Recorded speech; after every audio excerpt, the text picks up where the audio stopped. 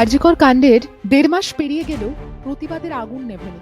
এদিকে আরজিকরের ঘটনা প্রকাশ্যে আসার পর টলিউডও মিঠুর অভিযোগে উত্তাল। মহিলা শিল্পীদের নিরাপত্তা নিয়ে উঠছে একের পর এক প্রশ্ন।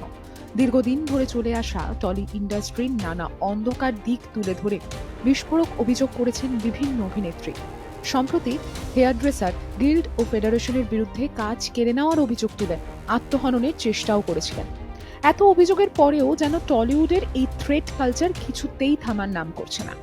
রূপা ভট্টাচার্য ছোট পর্দার এক সময়ের জনপ্রিয় অভিনেত্রী, বেশ কিছুদিন পর্দা থেকে দূরেই ছিলেন।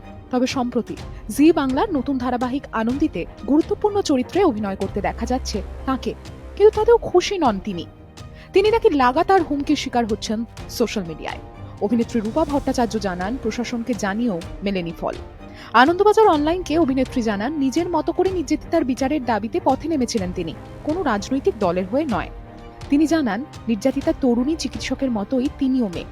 বর্তমানে রাজ্যের যা পরিস্থিতি, তাতে যে কোনো মেয়ের সঙ্গে এই ঘটনাই ঘটতে পারে। সেই জায়গা থেকেই তার প্রতিবাদ।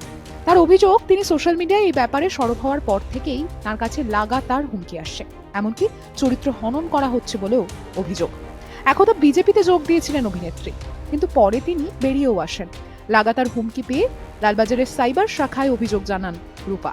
হুমকি বার্তার ছবি নিয়ে কলকাতা পুলিশের দৃষ্টি আকর্ষণের চেষ্টা করেছেন অভিনেত্রী। অভিযোগ, তবুও কোনো সুরাহা মেলেনি।